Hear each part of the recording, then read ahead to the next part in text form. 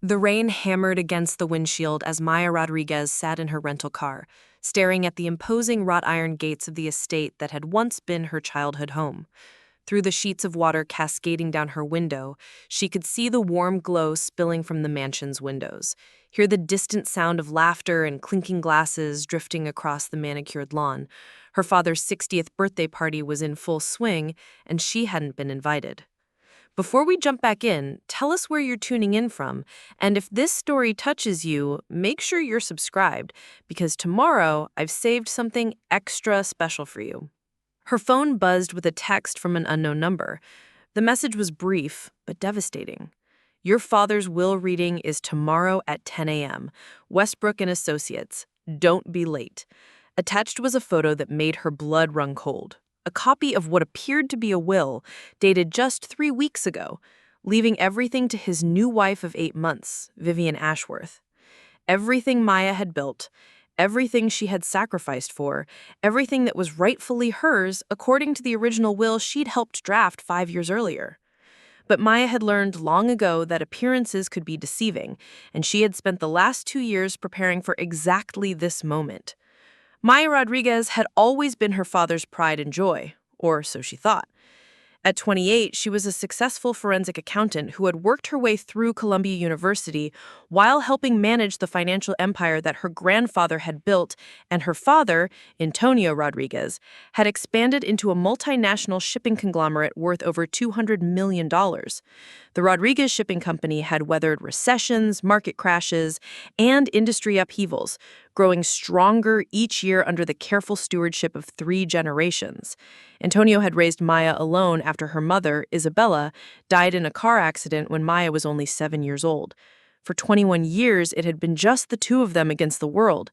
He had taught her everything about the business, brought her to board meetings since she was 16, and groomed her to take over the company when he retired. Maya had sacrificed relationships, turned down job offers from major firms in New York, and dedicated her entire adult life to learning every aspect of Rodriguez shipping. The trust between father and daughter had been absolute until Vivian Ashworth entered their lives 18 months ago.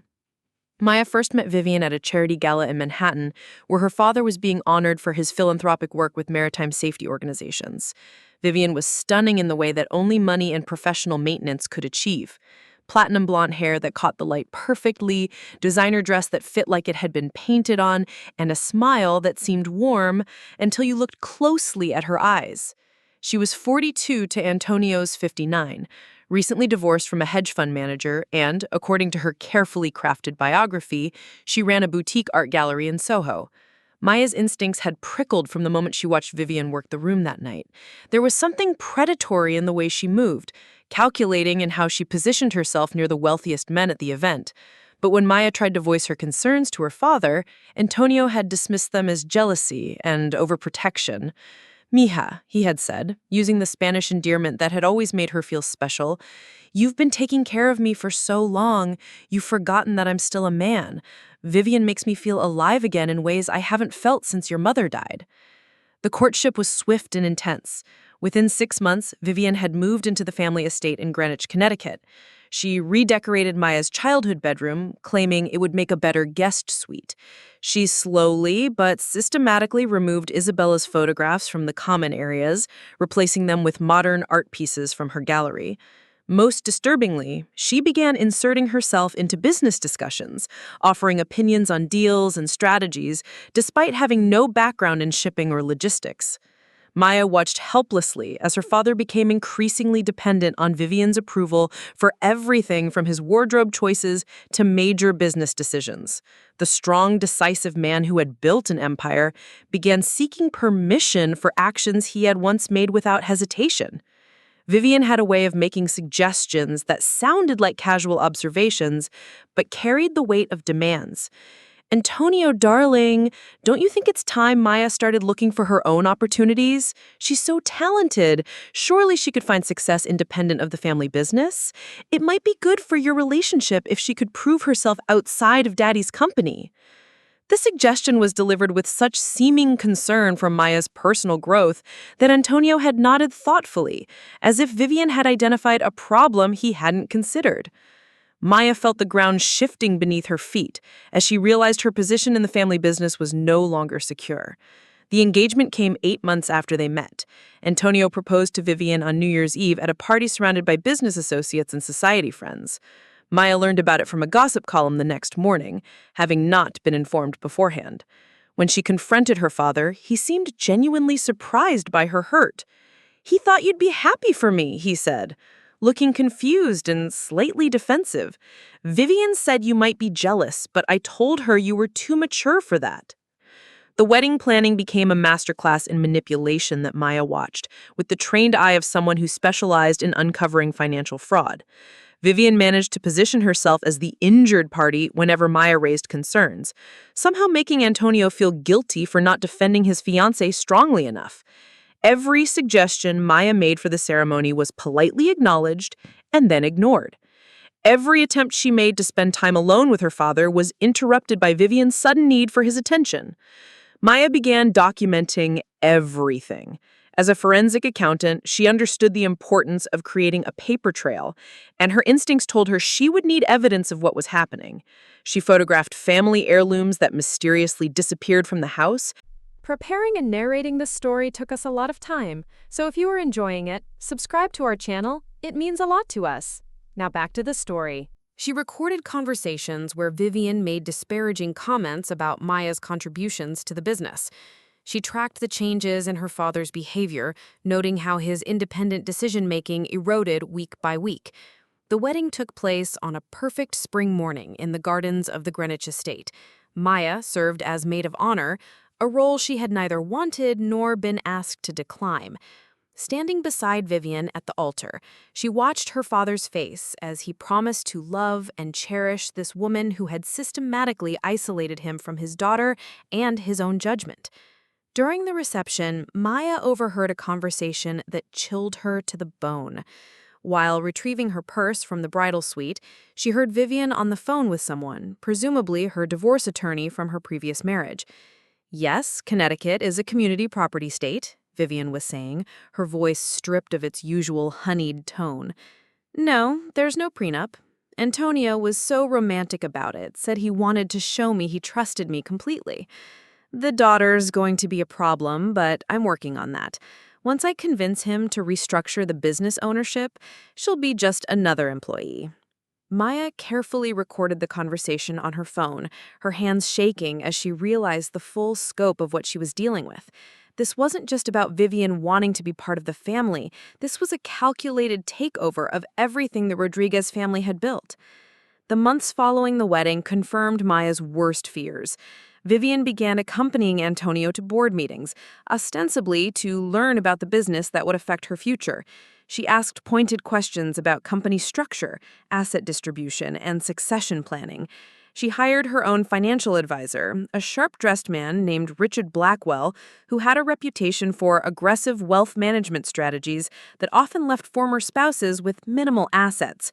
Maya watched her access to company information become increasingly restricted. Her father began asking her to justify decisions she had been making autonomously for years. Projects she had initiated were suddenly subject to review by external consultants that Vivian recommended. Her office was moved from the executive floor to a lower level, ostensibly to give her more privacy, but effectively isolating her from the center of company operations. The breaking point came during a board meeting 6 months after the wedding. Maya had prepared a comprehensive presentation on expanding the company's operations into sustainable shipping technologies, a project she had been developing for over a year. The expansion would position Rodriguez Shipping as an industry leader, while generating substantial long-term profits. As she concluded her presentation, Vivian raised her hand with a concerned expression. "Maya, darling, this is all very impressive, but don't you think we should be focusing on more traditional approaches? I've been reading about how risky these environmental initiatives can be for established companies." Maya felt the familiar surge of frustration as she watched her father's expression shift from pride to uncertainty. "The market research clearly shows—" "I'm sure it does, but sometimes fresh eyes can see potential problems that someone too close to a project might miss. Richard has some concerns about the financial projections." Richard Blackwell leaned forward, his smile predatory. Ms. Rodriguez, while your passion for this project is admirable, the risk-to-reward ratio seems problematic for a company with such substantial traditional assets to protect. Maya realized in that moment that she was fighting a war she couldn't win through conventional means. Vivian had positioned herself as the voice of reason and caution, while painting Maya as impulsive and potentially reckless with the family fortune. Her father, who had once trusted her judgment implicitly, now looked to his wife for approval before making any significant decisions. After the meeting, Maya requested a private conversation with her father. They met in his home office, a room that had been her sanctuary throughout childhood, where he had taught her about business, about life, about the importance of family legacy. "Dad," she said, choosing her words carefully, "I'm concerned about the direction the company is taking. Some of the decisions being made don't align with our long-term strategic goals." Antonio looked tired, older than his 59 years.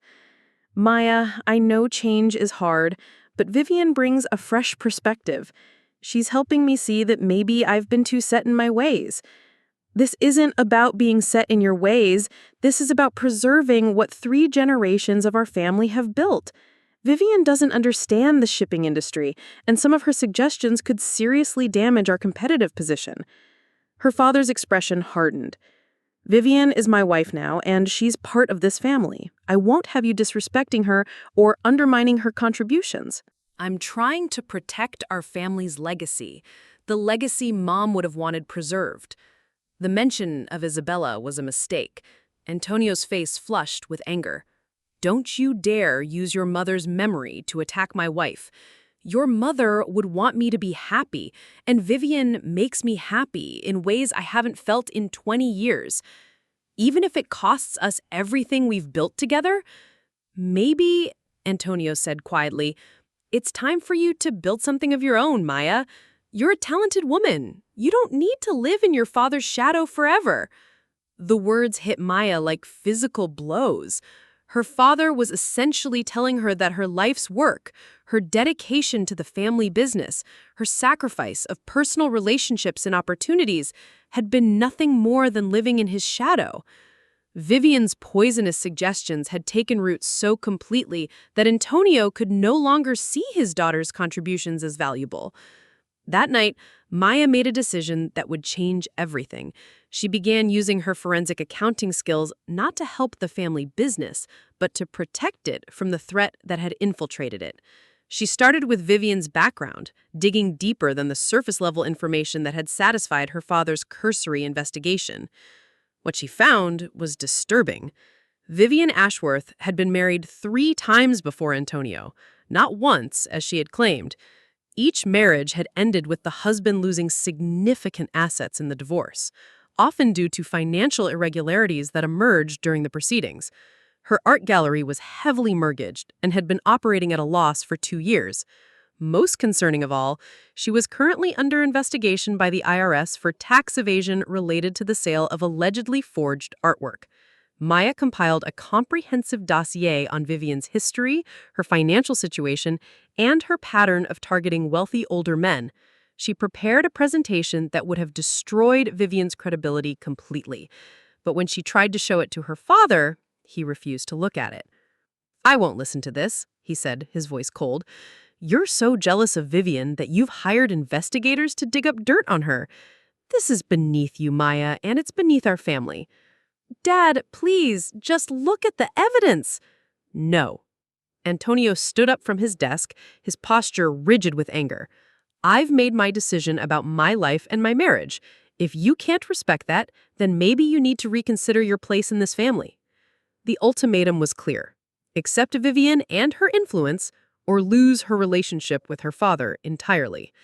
Maya realized that her father was so completely under Vivian's control that no amount of evidence would convince him. Vivian had done what every skilled manipulator does. She had made herself indispensable while making her victim believe that. Maya made a strategic retreat. She stopped voicing her concerns about Vivian openly, began treating her stepmother with superficial politeness, and focused instead on protecting her own interests and the company's assets through legal and financial channels. She consulted with her own attorney, a sharp woman named Sarah Chen, who specialized in corporate law and family estate planning. "Your instincts are correct," Sarah told her after reviewing the documentation Maya had gathered. "This looks like a classic pattern of financial abuse targeting older, wealthy individuals. The problem is that unless your father is declared mentally incompetent, which would be nearly impossible given his current functioning, he has the right to make these decisions even if they're ultimately harmful to him." "What about the company?" Maya asked. "Can she really take control of everything my family built?" "If your father transfers ownership to her or changes his will to leave her everything, then yes, legally she would inherit his assets. However," Sarah leaned forward, "there are ways to protect family business assets through proper structuring. The question is whether you can implement them before she convinces him to make changes that would be irreversible." Maya spent the next several months working with Sarah to understand every aspect of her legal rights and the company's structure. What she discovered was both alarming and oddly reassuring. Alarming because her father did indeed have the power to leave everything to Vivian, potentially cutting Maya out entirely. Reassuring because her grandfather had been a cautious man who had built certain protections into the company's original charter. Rodriguez Shipping had been structured as a complex web of trusts, holding companies, and family partnerships that required multiple approvals for major changes in ownership or control. Maya's grandfather had lived through the Great Depression and had designed the company structure to survive economic disasters, family disputes, and attempts by outsiders to seize control. Maya was not just Antonio's daughter. She was also a named beneficiary in several of the original trust documents, with rights that could not be revoked without her consent. More importantly, as someone who had worked in the business for over a decade and held a management position, she had legal standing to challenge any transfer of assets that could be deemed harmful to the company's interests. But Maya's most powerful weapon was something Vivian didn't know about. Her grandfather had included a clause in the original family trust that automatically triggered a full forensic audit of all family assets if ownership was transferred to a non-family member within 5 years of the transfer. The clause had been designed to prevent exactly the kind of situation Maya now found herself in. While Maya was building her legal defenses, Vivian was escalating her campaign to remove Maya from the picture entirely. The attacks became more subtle, but more vicious. Vivian began undermining Maya's work performance, questioning her judgment in front of other employees, and creating situations where Maya would appear difficult or unreasonable. The most devastating attack came during a company retreat in the Hamptons. Vivian had organized the event, ostensibly to build team morale and discuss the company's future direction. Maya arrived to find that her usual accommodations had been accidentally given to someone else, forcing her to stay in a small guest room above the garage while Vivian and Antonio occupied the master suite. During the formal dinner on the second night, Vivian stood to make a toast. "I want to thank everyone for welcoming me into the Rodriguez shipping family," she said, her voice carrying perfectly across the room. "Antonio and I have been discussing the future of the company, and we're excited about some changes that will position us for growth in the coming decade." Maya felt a chill run down her spine as Vivian continued. "One of the things we've realized is that sometimes family businesses can become too insular, too resistant to fresh ideas. We're planning to bring in some outside expertise to help us modernize our operations and our leadership structure." The message was clear to everyone in the room. Maya's position in the company was being eliminated, and Vivian was positioning herself as the agent of positive change who would drag the Rodriguez family business into the modern era. After dinner, Maya cornered her father in the library. "Dad, what exactly are the changes Vivian was talking about?" Antonio looked uncomfortable, avoiding her eyes. "We're just exploring some options for restructuring the company. Nothing's been decided yet." "What kind of restructuring?" "Maybe bringing in a professional management company, someone with experience in modernizing family businesses." Maya felt the ground shifting beneath her feet again. "A management company that would do what, exactly?" "Handle day-to-day operations, strategic planning, that sort of thing." Antonio finally met her eyes, and Maya was shocked by how different he looked. The The confident, decisive man who had raised her seemed to have been replaced by someone uncertain and defensive. Dad, you are the strategic planning. You've been running this company for 30 years. Why would you give that responsibility to outsiders? Because maybe it's time for me to step back and enjoy my retirement. Vivian and I want to travel, to experience life together. I can't do that if I'm constantly worrying about every detail of the business. Maya realized that Vivian had found the perfect approach. She wasn't asking Antonio to give her control of the company directly. She was convincing him that he deserved to retire and enjoy his wealth while professional managers handled the burden of running the business. The professional managers, of course, would be people Vivian chose, people who would ultimately answer to her. "What about everything we've built together?" Maya asked, her voice breaking slightly. "What about the legacy you always talked about preserving?" Antonio's expression softened for a moment, and Maya saw a glimpse of the father she remembered. "You're incredibly talented, mija. You'll be fine no matter what happens with the company. Maybe this is an opportunity for you to spread your wings." The dismissal was gentle but absolute. Her father truly believed that losing the family business would somehow be good for her, that being cast out of the empire she had helped build would free her to achieve even greater success elsewhere. Vivian had managed to convince him that destroying Maya's life's work was actually an act of paternal love. That night, Maya made a decision that would change everything. She activated the legal protection she had been building for months, but more importantly, she decided to go on the offensive. If Vivian wanted to play a game of manipulation and deception, Maya would show her how a forensic accountant played that game. Maya had one significant advantage that Vivian had overlooked. She knew every detail of the Rodriguez family finances going back 3 generations. She had access to bank records, investment accounts, property deeds, and business contracts that painted a complete picture of the family's wealth and how it was structured. More importantly, she knew where her grandfather had hidden the family's most valuable assets. Rodriguez shipping was impressive, but it was only the visible part of the Rodriguez family fortune. Miguel Rodriguez, Maya's grandfather, had been a shrewd investor who had diversified the family wealth across dozens of different ventures. There were property holdings in California and Florida, mineral rights in Colorado and Texas, patent holdings from shipping technology innovations, and investment funds that had been growing steadily for decades. The total value of the hidden assets was approximately equal to the value of the shipping company itself, meaning the Rodriguez family was worth nearly twice what Vivian believed. More importantly, these assets were held in trusts and legal structures that Antonio had never been given the power to modify. Miguel had been suspicious of his son's judgment and had created a system where the most valuable family assets could only be accessed by direct descendants who met certain criteria. Maya was not just Antonio's daughter, she was Miguel's granddaughter, and the only person in the family who had completed university education and business and finance, conditions her grandfather had specified for accessing the hidden trusts. When she turned 30 next year, she would automatically inherit control of assets worth over $100 million, assets that Antonio didn't even know existed. But Maya had no intention of waiting until her 30th birthday to use this information.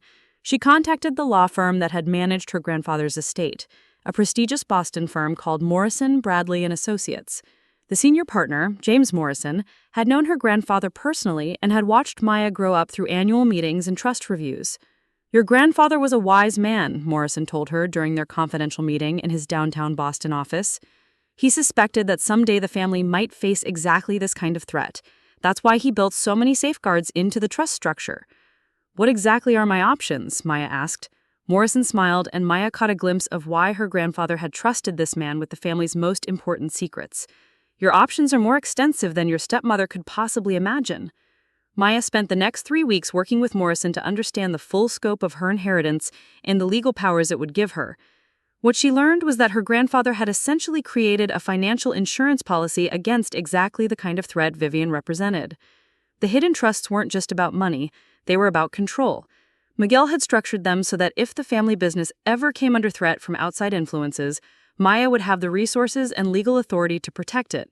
She could buy out hostile shareholders, fund legal challenges, or even purchase competing companies to strengthen Rodriguez Shipping's market position.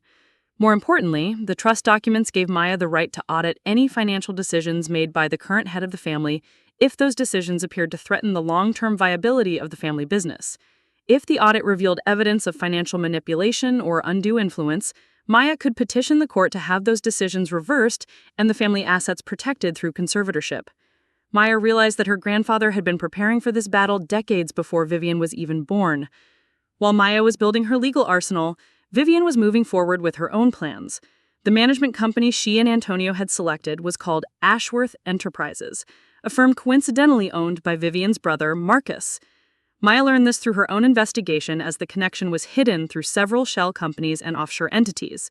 Marcus Ashworth had a track record of taking over family businesses, stripping their assets, and selling them to larger corporations for substantial profits.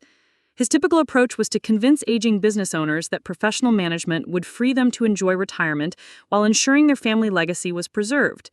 In reality, he systematically dismantled the companies, sold off their most valuable assets, and left the families with worthless stock and hollow corporate shells. Maya documented everything, building a case that would show not just Vivian's deception, but the entire family's systematic approach to financial fraud targeting wealthy older men. The evidence was overwhelming, but Maya knew that evidence alone wouldn't be enough to save her father from his own poor judgment. She needed to catch Vivian in the act. The opportunity came sooner than Maya expected. Her father announced that he and Vivian were taking a month-long European vacation to celebrate their first wedding anniversary. During their absence, Marcus Ashworth would begin implementing his management assessment of Rodriguez Shipping, with full access to company records and operations. Maya realized this was when the asset stripping would begin. While her father was distracted by romantic dinners in Paris and tours of Tuscan vineyards, Marcus would be identifying which parts of the company could be sold quickly and which assets could be transferred to entities he controlled. Maya activated the legal protections her grandfather had built into the trust structure. As the designated family business auditor, she filed papers with the court requesting an immediate forensic examination of all proposed changes to company ownership and structure. The filing automatically triggered a temporary restraining order preventing any major asset transfers until the audit was complete. When Antonio called her from Rome, furious about the legal action, Maya was ready with her response. "Dad, I'm not trying to hurt you or undermine your marriage. I'm trying to protect the family business from what appears to be a systematic attempt to fraud you." "That's ridiculous," Antonio replied, but I could hear uncertainty in his voice. "Marcus is a respected business consultant." "Dad, Marcus Ashworth has been investigated by the SEC 3 times for securities fraud. His company's been sued by 7 different families for asset stripping. I have documentation showing that he and Vivian have been planning this takeover since before she married you." The silence on the other end of the line stretched for nearly a minute. When Antonio finally spoke, his voice was smaller, older. "What kind of documentation?" Maya took a deep breath. This was the moment that would determine whether she could save her father from his own mistakes or lose him forever. "Dad, I need you to come home. There are things I need to show you, things that will be very difficult to hear, but I need you to trust me one more time." When Antonio and Vivian returned from Europe 2 days later, they found Maya waiting in the family attorney's office with James Morrison, Sarah Chen, and a representative from the FBI's white-collar crime division. The evidence Maya had compiled filled 3 banker's boxes and included financial records, recorded conversations, surveillance footage, and testimony from other victims of the Ashworth family's schemes. Vivian's carefully maintained composure cracked the moment she saw the FBI agent. Her face went pale, and she immediately began looking for exits from the conference room. "Mrs. Rodriguez," Agent Sarah Williams said formally, "we have some questions about your involvement with Ashworth Enterprises and several financial irregularities that have come to light regarding your husband's business affairs." What followed was the unraveling of an elaborate con game that had been in development for over 2 years. Vivian hadn't met Antonio by chance at that charity gala. She had researched him, studied his habits, and positioned herself in his path as part of a calculated seduction. Her art gallery was a front for money laundering operations. Her previous marriages had indeed ended in financial devastation for her husbands, but the pattern was even more extensive than Maya had discovered. The Ashworth family had been running similar operations across the country, targeting wealthy older men in cities where they had no family connections or support systems. They would identify victims through charity events, business associations, and social clubs. Vivian would handle the seduction and marriage, while Marcus managed the financial dismantling of the victims' businesses. Antonio sat in stunned silence as the scope of the deception became clear. The woman he had loved, trusted, and nearly given his entire fortune to was a professional criminal who had viewed him as nothing more than a target from the moment they met. The good news, Agent Williams concluded, is that very little actual damage has been done to your financial assets. Your daughter's legal intervention prevented most of the planned transfers from taking place. Vivian was arrested that afternoon on charges of fraud, money laundering, and conspiracy to commit grand larceny. Marcus was taken into custody at the same time in Miami, where he had been preparing to transfer several $1 million in Rodriguez shipping assets to offshore accounts. The legal proceedings that followed were swift and decisive. Faced with overwhelming evidence and the prospect of decades in federal prison, both Vivian and Marcus agreed to plea bargains that required them to return all stolen assets and provide testimony against other members of their criminal network. Maya watched from the gallery as Vivian was sentenced to 12 years in federal prison. The elegant, manipulative woman who had nearly destroyed her family looked small and broken in her orange jumpsuit, her perfectly maintained facade stripped away to reveal the desperate criminal underneath. The aftermath of the arrest was complicated. Antonio was physically safe and financially secure, but emotionally he was devastated. The realization that everything he had believed about his marriage, about Vivian's love for him, about his own judgment, had been an elaborate lie left him struggling with depression and self-doubt. Maya took a leave of absence from her own work to help her father rebuild both his emotional health and his confidence in running the family business. They spent long hours in his office going through every decision he had made while under Vivian's influence, identifying which ones needed to be reversed and which ones had actually been beneficial despite her manipulative intent. Slowly, the strong, decisive man Maya remembered began to emerge again. Antonio started making independent decisions without seeking approval from anyone else. He began trusting Maya's judgment again, not just as his daughter, but as a skilled business professional who had proven herself capable of protecting the family's interests even when he couldn't. "I owe you an apology," he said one evening as they worked late in the office. "More than an apology. I owe you my gratitude and my respect. You saved me from losing everything, and I treated you like the enemy." Maya looked up from the financial report she was reviewing. "Dad, you don't need to apologize for falling in love. You needed to protect yourself, and Vivian was very good at making it seem like I was the threat. But you tried to warn me, and I wouldn't listen. You listened to your heart, which told you that someone loved you. That's not a character flaw. That's what makes you human." Antonio smiled for the first time in months. "Your mother would be proud of how you handled this. She always said you had the strongest moral compass of anyone she knew. She'd be proud of both of us," Maya replied.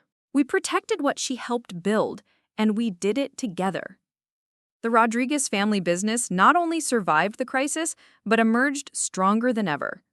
The investigation had revealed several areas where the company's security and oversight procedures needed improvement, changes that ultimately made Rodriguez shipping more competitive and more profitable. Maya's role in the company was formalized with a new title and expanded responsibilities. She became Chief Operating Officer, with authority over all major business decisions and a clear path to eventually taking over as CEO when her father decided to retire legitimately. More importantly, the crisis had restored the trust and communication between father and daughter that had been the foundation of their relationship for Maya's entire life. They began having weekly dinners again, talking not just about business, but about their hopes, fears, and dreams for the future. On Maya's 30th birthday, James Morrison traveled from Boston to personally present her with the documents that gave her access to her grandfather's hidden trusts. The ceremony was held in the same office where Miguel Rodriguez had signed the original papers 40 years earlier. "Your grandfather would be incredibly proud," Morrison told her as she signed the final documents. "He always believed that the family business would face its greatest test when he was no longer around to protect it. You've proven that his faith in the next generation was justified." Maya used part of her inheritance to establish the Rodriguez Family Foundation, focused on supporting victims of financial elder abuse and providing legal resources for families dealing with similar situations. She also funded a research program at Columbia University studying patterns of financial manipulation targeting older adults. The Foundation's first major initiative was a comprehensive educational program teaching families how to recognize and prevent the kind of sophisticated financial fraud the Ashworth family had perpetrated. Maya spoke at conferences and workshops, sharing her story and the lessons she had learned about protecting family assets from internal threats. Antonio gradually began dating again, but with a very different approach than he had taken with Vivian. Maya helped him understand the warning signs of manipulative behavior and encouraged him to take relationships slowly, building trust over time rather than rushing into emotional dependence. "I'm not opposed to you remarrying," Maya told him during one of their weekly dinners. "I just want you to marry someone who loves you for who you are, not what you own." "What if I never find someone like that?" "Then you'll have a rich, fulfilling life surrounded by people who genuinely care about you. That's not a consolation prize, Dad. That's actually what most people spend their whole lives trying to achieve." 2 years after Vivian's arrest, Rodriguez Shipping was more profitable than ever, and Maya had been featured on the cover of Forbes magazine as one of the youngest successful CEOs in the maritime industry. But the achievement that meant the most to her was the restored relationship with her father and the knowledge that she had protected the legacy 3 generations of her family had built. Maya often thought about the night she had sat in her car outside the estate gates, reading that fake will and believing she had lost everything. The fear and desperation she had felt that night seemed like a lifetime ago, replaced by confidence in her own abilities and pride in what she had accomplished. Sometimes she received letters from Vivian in prison, attempts to manipulate her even from behind bars, claims that she had genuinely loved Antonio and had only gotten involved with her brother's scheme to help support her struggling art gallery. Maya didn't read these letters anymore.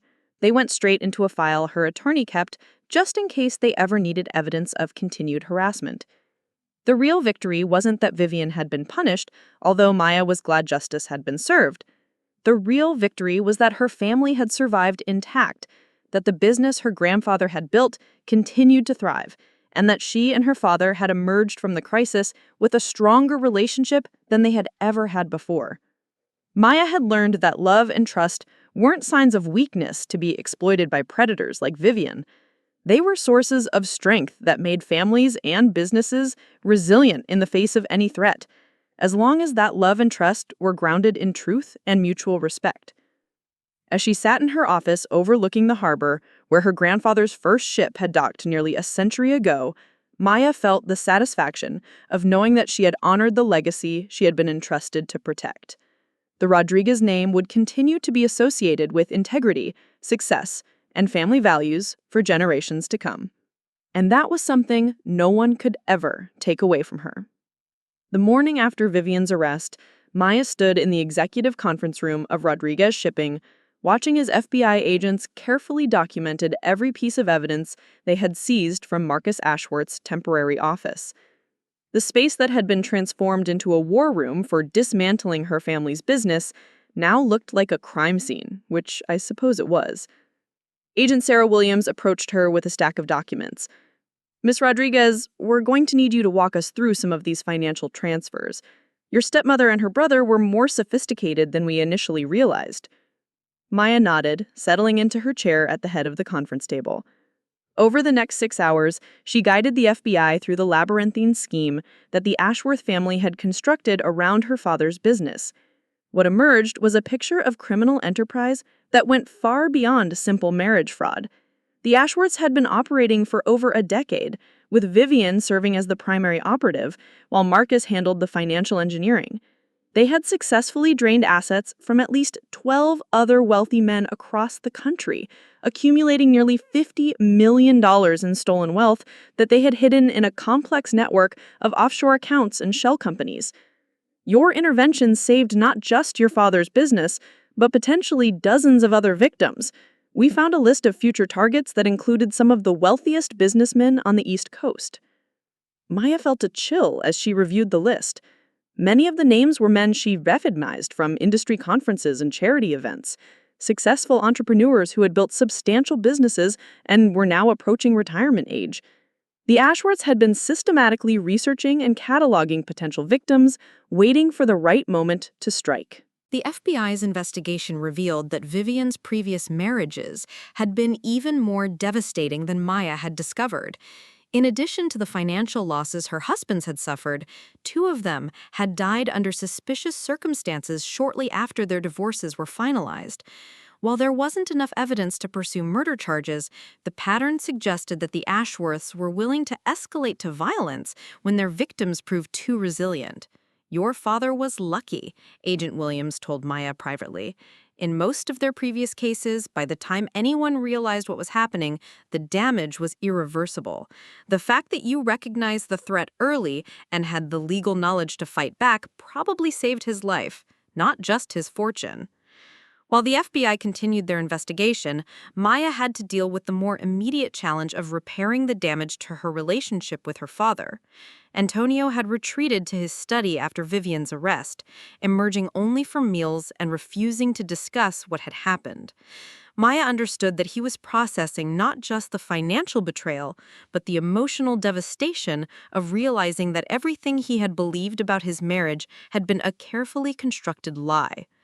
Maya gave him space for the first week, handling all the immediate business decisions and dealing with the media attention that the arrest had generated. The story of a prominent shipping executive nearly losing his fortune to a sophisticated marriage scam had attracted national attention, and Maya found herself fielding calls from reporters, business associates, and other potential victims who were beginning to question their own relationships. When Antonio finally emerged from his self-imposed isolation, he looked years older. The confident, decisive man who had built Rodriguez Shipping into a maritime powerhouse seemed to have been replaced by someone uncertain and fragile. Maya felt her heart break as she watched her father struggle to trust his own judgment about anything. "I keep thinking about all the signs I missed," he said during their first real conversation after the arrest. "How could I have been so blind? How could I have let her manipulate me so completely?" Maya chose her words carefully. "Dad, you weren't blind. You were targeted by professionals who had spent years perfecting their techniques. They studied you, learned your vulnerabilities, and crafted an approach specifically designed to exploit your emotional needs. But you saw through it. You knew something was wrong from the beginning. I had advantages you didn't have. I wasn't emotionally involved with her, and I had professional training in detecting financial fraud.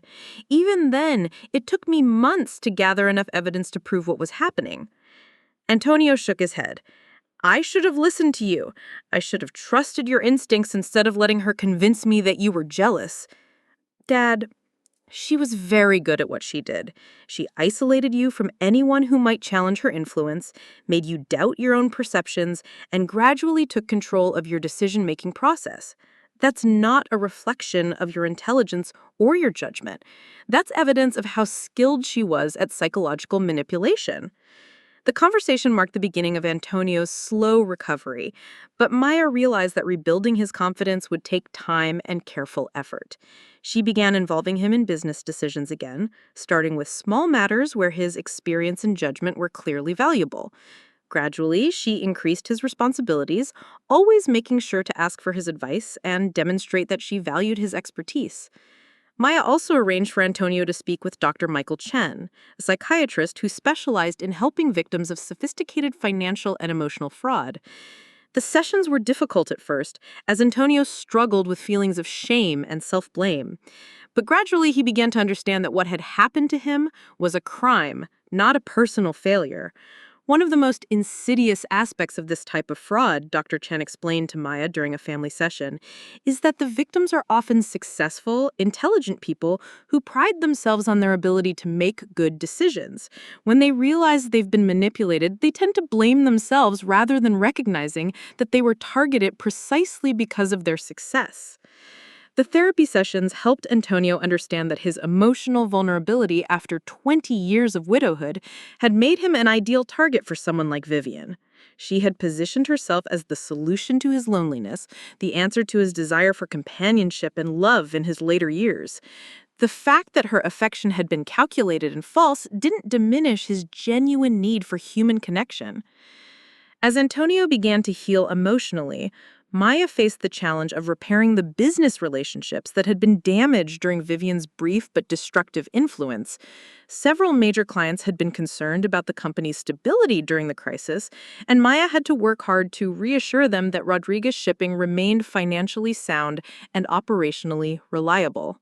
The work was complicated by the fact that some of the changes Vivian and Marcus had initiated weren't entirely negative.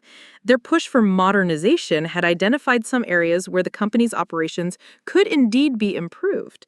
Maya found herself in the unusual position of implementing beneficial changes that had been suggested by criminals while carefully reversing the modifications that would have facilitated asset stripping. Maya also had to deal with the emotional impact on the company's employees. Many of them had worked for Rodriguez Shipping for decades and had watched Maya grow up in the business.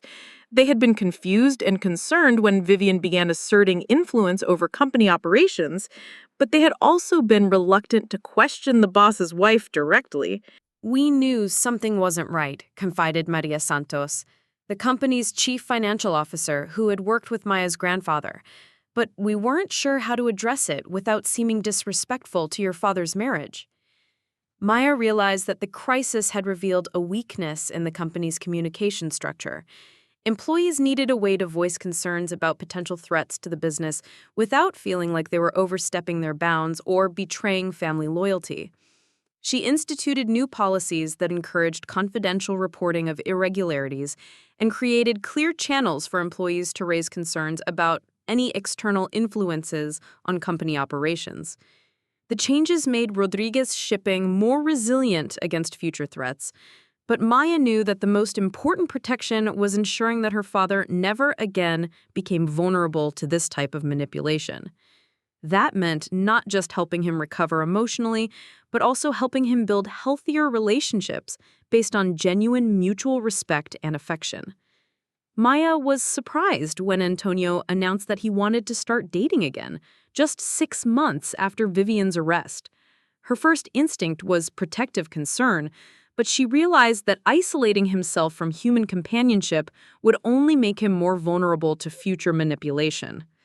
"I want to find someone to share my life with," he told her, "but I want to do it right this time. I want to take things slowly, build trust gradually, and make sure that anyone I get serious about genuinely cares for me as a person, not just as a wealthy man." Maya helped her father develop what they jokingly called dating protocols, designed to protect him from fortune hunters and manipulators. He would be completely honest about his financial situation from the beginning, but he would also insist on separate finances and prenuptial agreements for any serious relationship. Most importantly, he would involve Maya in getting to know anyone he dated, valuing her perspective as someone who had proven capable of spotting deception. The first woman Antonio dated after the crisis was Dr. Rebecca Martinez, a pediatrician he met through a medical charity that Rodriguez Shipping sponsored. Maya was initially skeptical, but her background investigation revealed nothing concerning about Dr. Martinez's history or motivations. More importantly, when Maya met her, she found a woman who seemed genuinely interested in Antonio's thoughts and opinions rather than his wealth. "She asks me about my childhood, about building the business, about my dreams for retirement," Antonio told Maya after several months of dating. "She seems to actually enjoy hearing my stories, not just tolerating them while she figures out how to benefit from knowing me." Maya watched the relationship develop slowly and carefully. Dr. Martinez insisted on paying for her own meals when they went out, declined expensive gifts until they had been dating for several months, and showed genuine interest in getting to know Maya as Antonio's daughter, rather than seeing her as an obstacle to be overcome. When Antonio finally proposed to Dr. Martinez after a year of dating, Maya felt confident that this relationship was based on genuine affection and respect. The engagement announcement was low-key, the wedding plans modest, and the prenuptial agreement comprehensive but fair to both parties. Maya served as maid of honor at her father's second wedding, but this time the role felt joyful rather than obligatory. Dr. Martinez had earned her respect and affection through patience, honesty, and genuine care for Antonio's well-being. The wedding was held in the garden of the family estate, just as Vivian's had been, but the atmosphere was completely different. This celebration felt authentic, surrounded by people who genuinely cared about the couple's happiness. While Antonio was rebuilding his personal life, Maya was dealing with the ongoing legal proceedings against the Ashworth family. The FBI's investigation had uncovered evidence of fraud stretching back over a decade, and Maya found herself testifying in multiple trials as prosecutors worked to ensure that Vivian, Marcus, and their associates received appropriate sentences. The legal process was emotionally draining, requiring Maya to relive the months of manipulation and fear that had preceded Vivian's arrest. But she also found it empowering to see justice being served, not just for her family, but for all the victims who had suffered at the hands of the Ashworth criminal enterprise. Vivian's trial was particularly intense.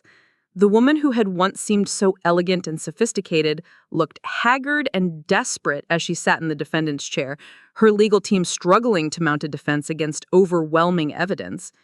Maya felt no satisfaction in Vivian's downfall, but she did feel relief that this dangerous predator would no longer be able to victimize vulnerable people. During her testimony, Maya was asked to describe the impact of Vivian's crimes on her family and business. She spoke not just about the financial threat, but about the emotional damage caused by watching her father's confidence and independence systematically destroyed. The most insidious aspect of what the defendant did was that she didn't just try to steal our money. She tried to steal my father's sense of self, his trust in his own judgment, and his relationship with his family. Those are injuries that can't be measured in dollars, and they're often more devastating than any financial loss. Vivian was ultimately sentenced to 15 years in federal prison, while Marcus received 18 years for his role as the financial architect of their schemes. Several other family members and associates received lesser sentences for their participation in the fraud network. The sentences provided a sense of closure, but Maya knew that the real victory was in how her family had emerged from the crisis. Rodriguez Shipping was more profitable than ever, her relationship with her father was stronger than it had been since her childhood, and they had built safeguards that would protect the business from future threats. Maya also took satisfaction in the positive impact their experience had on other families. The educational programs she had funded were helping people recognize and prevent similar frauds. The legal precedents established during the Ashworth prosecutions were making it easier for law enforcement to investigate and prosecute sophisticated marriage scams. Most importantly, Maya had proven to herself that she could protect what mattered most to her family. The scared young woman who had sat in her car outside the estate gates, reading a fake will and believing she had lost everything, had been replaced by a confident executive who understood her own capabilities and wasn't afraid to use them when necessary. Maya's 30th birthday celebration was held at the family estate, surrounded by people who had supported her family through the crisis and beyond. As she looked around the room at her father dancing with his new wife, at the employees who had become like extended family, at the friends who had stood by her during the darkest moments, she felt a deep sense of gratitude for everything they had preserved and built together. James Morrison, the family attorney who had helped her access her grandfather's hidden trusts, raised a toast during the celebration. Miguel Rodriguez built this family's fortune through hard work, careful planning, and an understanding that true wealth isn't just about money, it's about relationships, values, and legacy. Maya has proven herself worthy of that inheritance, not just because of her business skills, but because of her character and her commitment to protecting what matters most. As the evening wound down, Maya found herself in her grandfather's study, looking at the portrait of Miguel Rodriguez that hung above the fireplace. She thought about the safeguards he had built into the family's financial structure, the protections that had allowed her to fight back against Vivian's schemes. But she also thought about the values he had instilled in their family, the importance of hard work, the responsibility to use wealth for positive purposes, and the understanding that true success was measured not just in profits, but in the impact you had on other people's lives. Maya had inherited more than money and business assets from her grandfather. She had inherited a legacy of integrity and responsibility that she was now determined to pass on to the next generation. whether that meant her own children someday or the young employees she was mentoring at Rodriguez Shipping or the families she was helping through her foundation's work. She understood that her grandfather's most valuable gift had been his example of how to use success to make the world a better place. The crisis with Vivian had tested that legacy in ways Miguel Rodriguez could never have anticipated when he built his protective trusts and legal safeguards. But those protections had held firm, just as he had hoped they would, allowing his granddaughter to preserve not just the family fortune, but the family values that gave that fortune meaning. As Maya prepared to leave the study, she noticed a letter on the desk that hadn't been there earlier. It was addressed to her in Dr. Martinez's handwriting. Inside was a short note that made her smile. "Maya, I wanted you to know how grateful I am that you gave me a chance to prove myself worthy of your father's love and your family's trust. I understand that my predecessor made that trust seem like a liability rather than a strength. I hope that over time I can help restore your faith in the possibility that some people really do love for the right reasons. Thank you for protecting your father until someone worthy of his love could find him." Maya folded the letter carefully and placed it in her desk drawer. It was a reminder that the crisis with Vivian, as painful as it had been, had ultimately strengthened their family in ways they might never have achieved otherwise.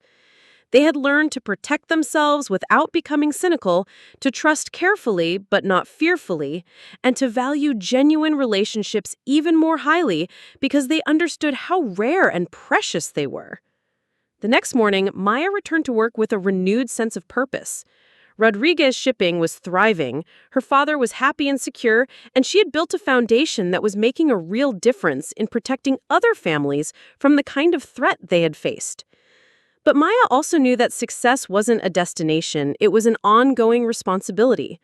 Every day brought new challenges, new opportunities to prove herself worthy of the trust that had been placed in her, and new chances to honor the legacy that 3 generations of her family had built together.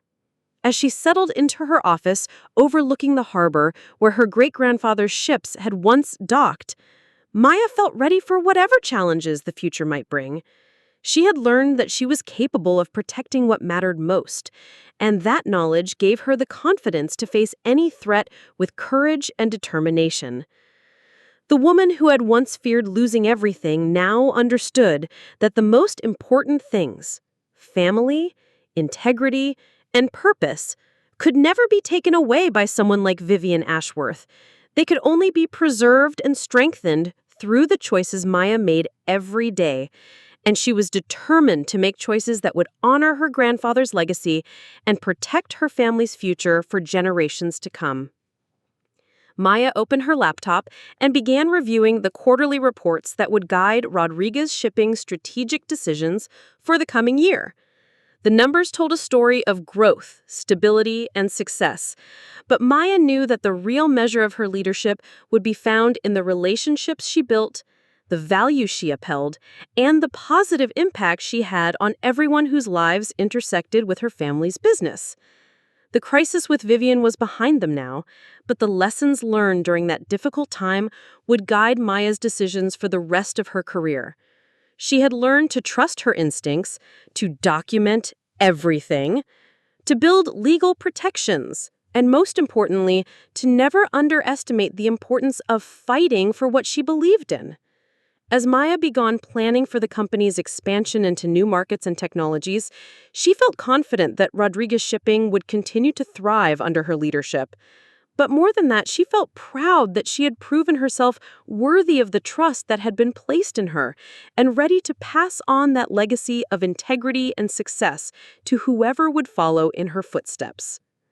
A morning sun streamed through her office windows, illuminating the harbor where generations of Rodriguez ships had once docked. Maya smiled as she imagined her grandfather looking down at what her family had built and preserved, knowing that his careful planning and faith in future generations had been justified by the strength and character of her granddaughter. Maya had saved more than a business during the crisis with Vivian.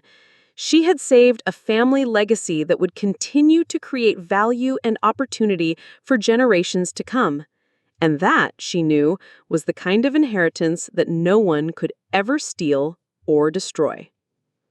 5 years had passed since the courtroom doors closed on Vivian Ashworth's sentencing, and Maya Rodriguez stood at the helm of an empire that had grown beyond anything her grandfather could have imagined. Rodriguez Shipping now operated in 43 countries, employed over 8,000 people, and had diversified into renewable energy logistics, making it one of the most environmentally progressive shipping companies in the world. The transformation hadn't happened overnight. Maya had spent years carefully rebuilding not just the business operations that Vivian had threatened, but the company culture that made Rodriguez Shipping a place where employees felt valued and invested in the long-term success of the organization. Maya's office had been completely redesigned since taking over as CEO 2 years earlier. Where her father's space was traditional and formal, Maya's reflected her vision for the company's future. Floor-to-ceiling windows offered panoramic views of the harbor, but the interior featured cutting-edge technology integrated seamlessly with family photographs and artifacts from the company's history. It was a space that honored the past while embracing innovation. The morning routine that had sustained Maya through the crisis years had evolved into something more comprehensive. She still arrived early, but now she spent the first hour of each day reviewing reports from the company's global operations, checking in with regional managers across different time zones, and reviewing the progress of various sustainability initiatives that had become central to the company's competitive advantage. Maya had discovered that her experience with Vivian's manipulation had given her unique insights into risk management that extended far beyond personal relationships. She had developed protocols for identifying and addressing threats to the company that might come from competitors, regulators, economic shifts, or internal vulnerabilities. The systems she had built were now studied by other family businesses as models for protecting multi-generational enterprises. The Rodriguez Family Foundation had grown into one of the most respected organizations working on elder financial abuse prevention. Maya had hired a full-time staff of 12 people, including former FBI agents, social workers, and legal advocates, who worked together to identify potential victims, educate families about protection strategies, and support law enforcement agencies investigating sophisticated fraud schemes. The Foundation's work had led to the prosecution of 17 other criminal networks similar to the Ashworth operation. Maya regularly received letters from families who had been saved from financial devastation because they recognized warning signs that the Foundation's educational programs had taught them to identify. Each letter reminded her that her grandfather's legacy was about more than preserving family wealth. It was about using that wealth to protect other people from harm. Maya's personal life had also flourished in ways she hadn't expected during the dark days of fighting Vivian's influence. She had met Dr. James Patterson, a marine biologist, at a conference on sustainable shipping practices. Their relationship had developed slowly and naturally, built on shared professional interests and personal values, rather than the dramatic intensity that had characterized her father's relationship with Vivian. James understood the demands of Maya's position and the responsibilities that came with her family's wealth, but he also challenged her to maintain perspective about what truly mattered in life. He had his own successful career and financial independence, which meant their relationship was based on genuine compatibility rather than economic convenience. "You've built something remarkable here," James had told Maya during one of their weekend walks through the family estate. "But you've also built walls that sometimes keep out the very people who could make your life richer." Maya had initially bristled at the suggestion, but she came to understand that James was right. Her experience with Vivian had made her cautious about trusting new people, even when that caution wasn't warranted. James helped her recognize the difference between prudent skepticism and counterproductive isolation. Their engagement had been announced 6 months earlier, and Maya had insisted on the same careful approach to marriage that she had encouraged her father to take. James had willingly agreed to a prenuptial agreement that protected the family business assets while ensuring that their personal relationship was based on mutual respect and affection rather than financial dependence. The wedding was planned for the following spring, and Maya looked forward to it as a celebration of everything positive that had emerged from the difficult years following Vivian's betrayal. She had learned that it was possible to be both careful and optimistic, both protective and trusting, both strong and vulnerable. Antonio had thrived in his role as chairman emeritus of Rodriguez Shipping. His marriage to Dr. Rebecca Martinez had given him the companionship and emotional security he had sought with Vivian, but without the manipulation and deception that had nearly destroyed his judgment. Rebecca had encouraged Antonio to pursue interests beyond the business, and he had discovered a passion for maritime history that led to his authoring a book about the evolution of international shipping. The book had become a bestseller in business and history circles, cementing Antonio's reputation as not just a successful entrepreneur, but as a thoughtful observer of industry trends and historical patterns. Maya was proud of her father's intellectual renaissance and grateful that he had found a partner who supported his growth rather than trying to control his choices. Maya often reflected on how different their family dynamics were now compared to the period when Vivian had been systematically isolating Antonio from his daughter's influence. Sunday dinners at the estate were relaxed affairs where conversation flowed naturally between business topics, family news, and discussions of books, travel, and current events. Rebecca had seamlessly integrated into the family, bringing her own perspectives and experiences while respecting the established relationships and traditions. The financial revelations that had emerged from Maya's inheritance of her grandfather's hidden trusts had fundamentally altered the family's approach to wealth management. Miguel Rodriguez had been even more prescient than Maya had initially realized, having invested in technologies and industries that were now at the forefront of global economic development.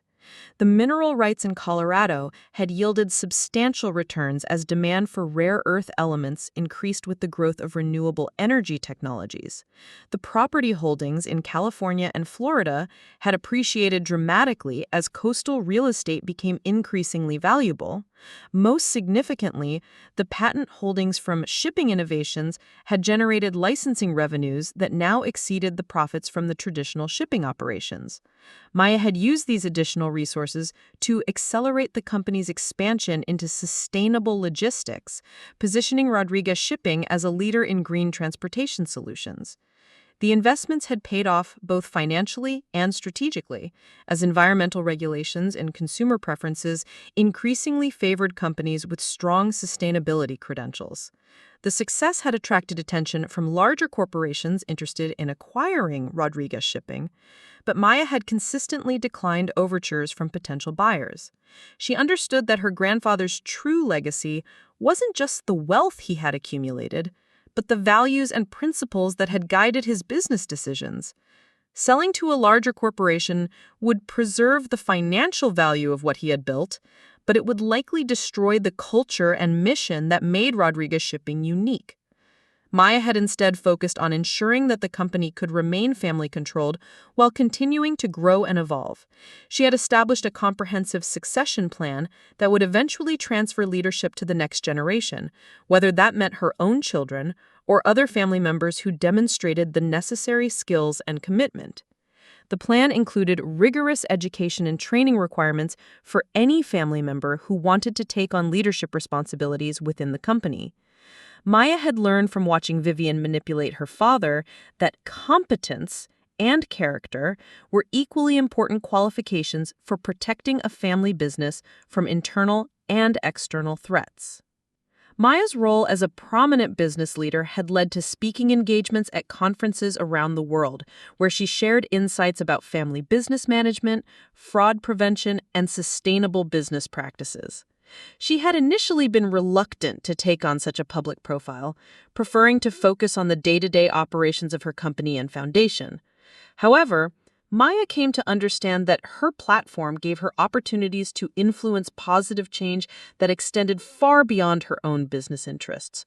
Her speeches about recognizing and preventing financial elder abuse had reached thousands of families, potentially saving them from the kind of devastation that Vivian had attempted to inflict on the Rodriguez family.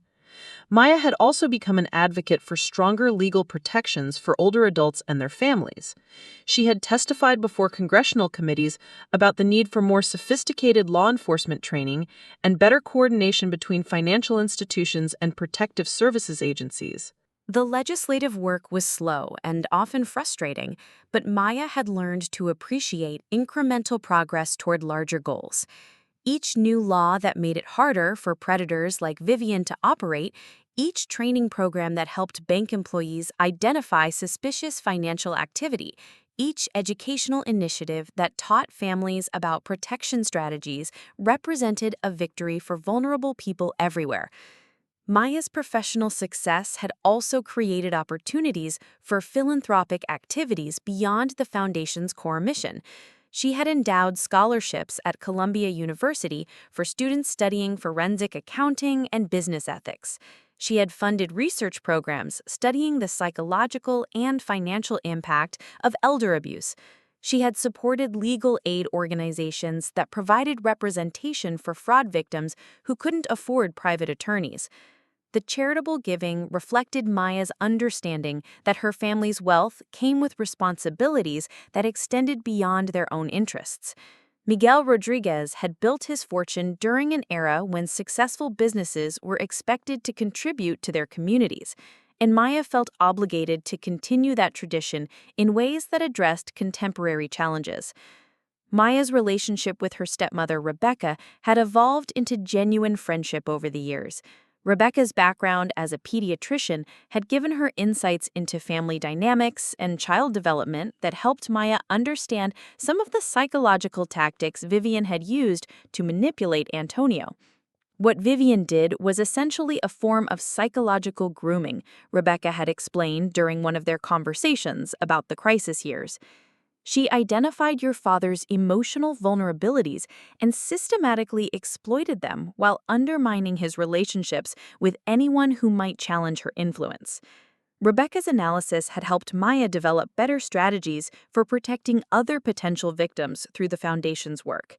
Understanding the psychological mechanisms of financial elder abuse made it possible to create more effective educational programs and prevention protocols. The friendship with Rebecca had also helped Maya process her own emotional recovery from the crisis. She had spent so much time focusing on the practical and legal aspects of protecting her family that she hadn't fully dealt with the personal impact of watching her father become a victim of systematic manipulation. Maya had experienced a form of secondary trauma from witnessing Vivian's psychological abuse of Antonio, and Rebecca's professional expertise had helped her recognize and address the lingering effects of that experience.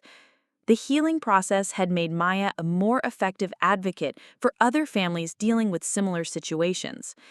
The annual memorial service for Maya's mother had become a meaningful tradition that brought together family, friends, and business associates to celebrate Isabella Rodriguez's life and legacy. Maya had expanded the event to include recognition of employees who exemplified the values that Isabella had instilled in the family business. This year's service had special significance because Maya had announced the establishment of the Isabella Rodriguez Center for Family Business Ethics at Columbia University.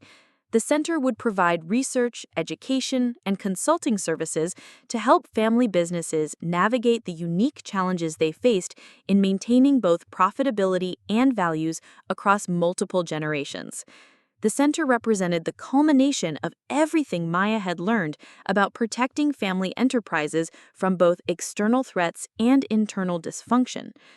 Its programs would teach families how to build governance structures that promoted accountability while preserving flexibility, how to manage succession planning that prepared future leaders without creating destructive competition, and how to maintain family unity while adapting to changing business environments.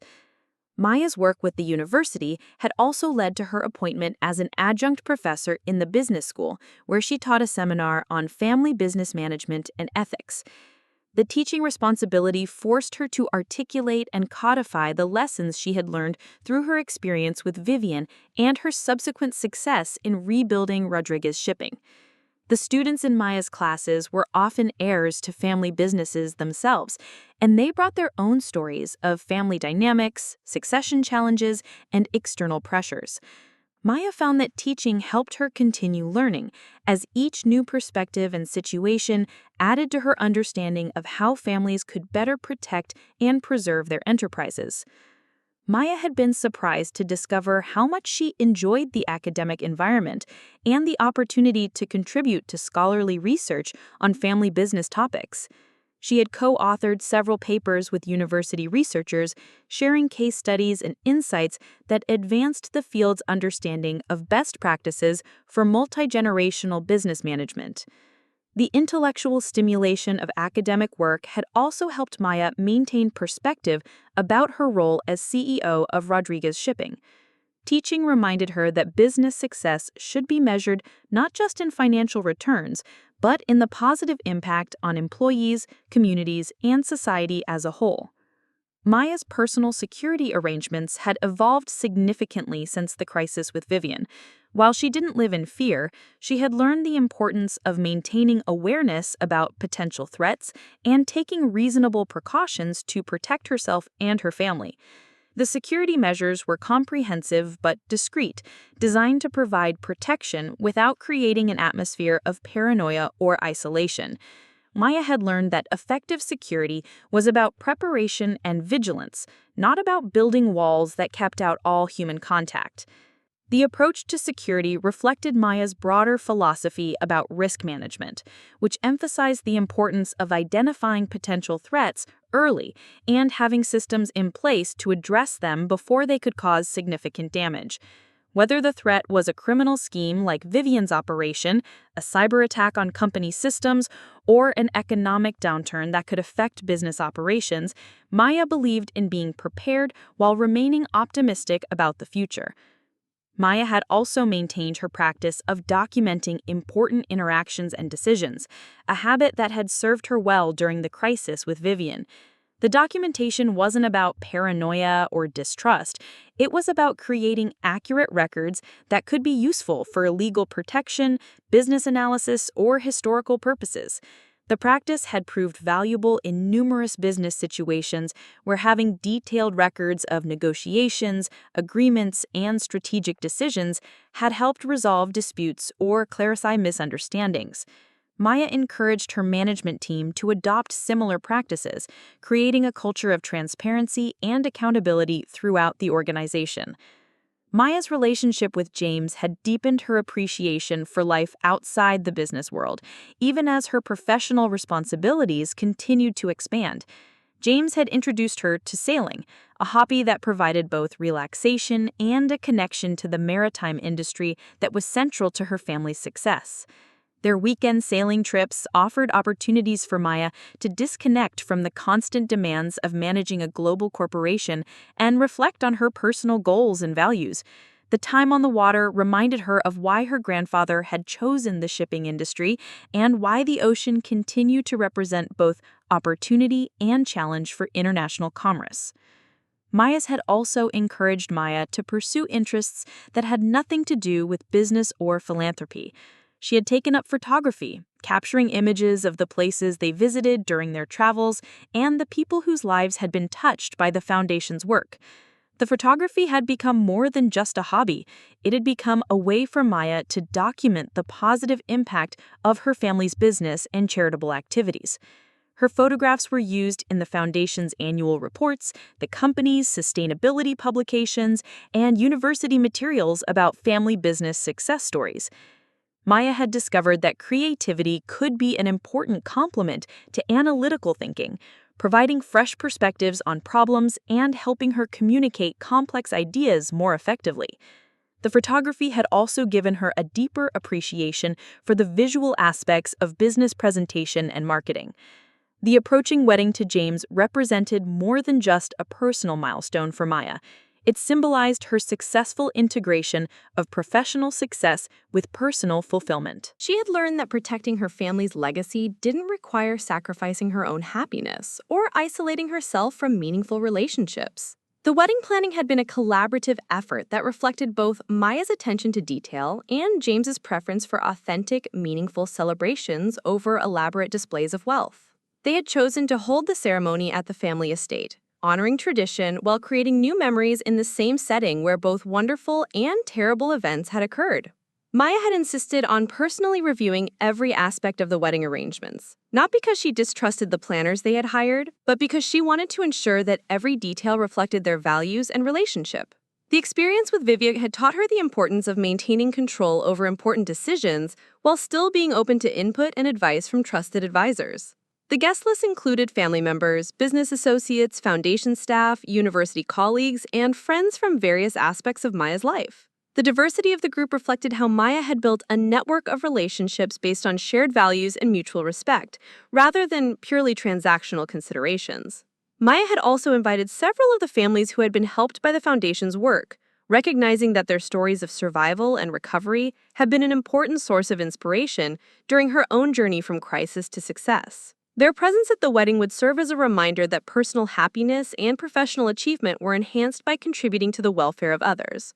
The Rodriguez Family Foundation had announced a major expansion of its programs, funded by Maya's increased access to her grandfather's trust assets and the continued growth of the family's business investments. The expansion would include international programs designed to address financial elder abuse in countries where legal protections were limited and educational resources were scarce. Maya had been approached by government agencies and international organizations interested in her insights about preventing and prosecuting sophisticated financial crimes.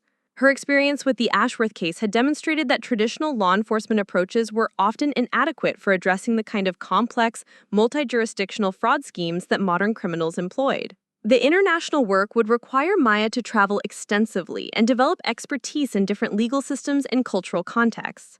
She was excited about the challenge and the opportunity to have a global impact, but she was also mindful of the need to maintain balance between her various responsibilities. Maya had learned that sustainable success required setting boundaries and priorities, ensuring that her commitment to helping others didn't come at the expense of her own health, relationships, or business responsibilities.